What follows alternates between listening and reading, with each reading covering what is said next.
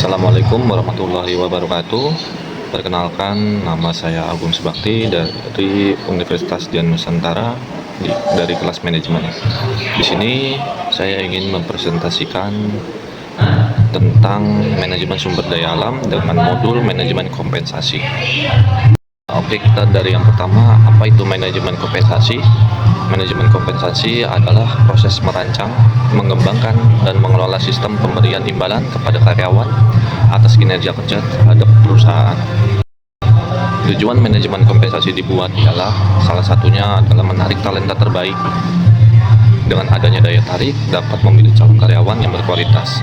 Yang kedua, mempertahankan karyawan dengan mengurangi turnover dan meningkatkan loyalitas. Ketiga, memotivasi karyawan, dapat mendorong kinerja dan produktivitas optimal.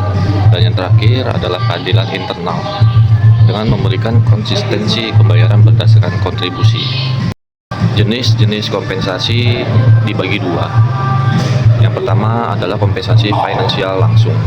Yang kedua adalah kompensasi finansial tidak langsung. Contoh dari kompensasi finansial langsung, salah satunya gaji pokok, upah per jam atau harian, bonus kinerja, komisi penjualan, overtime pay, dan insentif produksi. Sementara kompensasi finansial tidak langsung, salah satunya adalah asuransi kesehatan, tunjangan pensiun, cuti berbayar, tunjangan transportasi, tunjangan makan, dan program pelatihan. Faktor-faktor yang mempengaruhi kompensasi: faktor internal dan faktor eksternal. 1. Kemampuan finansial perusahaan dilihat dari kondisi keuangan, profitabilitas, dan anggaran SDM. Yang kedua, kebijakan perusahaan, filosofi kompensasi itu di struktur organisasi dan budaya perusahaan. Yang ketiga, karakteristik pekerjaan tingkat kesulitan. Biasanya itu meliputi tanggung jawab dan keterampilan yang dibutuhkan. Sedangkan yang faktor eksternal biasanya dipengaruhi oleh kondisi pasar tenaga kerja, dari tingkat pengangguran, permintaan, dan penawaran tenaga kerja. Yang kedua, regulasi pemerintah. Biasanya itu dari UMR, UMP, atau undang-undang ketenaga kerjaan. Dan yang terakhir, kondisi ekonomi, dilihat dari inflasi dan daya beli masyarakat. Strategi penetapan kompensasi.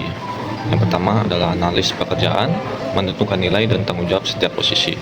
Yang kedua, survei pasar, membandingkan kompensasi dengan pesaing untuk posisi serupa. Yang ketiga, struktur gaji, membuat rentan gaji yang jelas untuk setiap level pekerjaan. Kompensasi berbasis kinerja, menghubungkan sebagai kompensasi dengan pencapaian atau individu dan tim. Tunjangan, menawarkan manfaat tambahan misalnya asuransi, pensiun, cuti, dan lain-lain yang bernilai bagi karya belakang. Dan yang terakhir adalah kepatuhan, memastikan semua kebijakan kompensasi sesuai dengan peraturan hukum yang berlaku.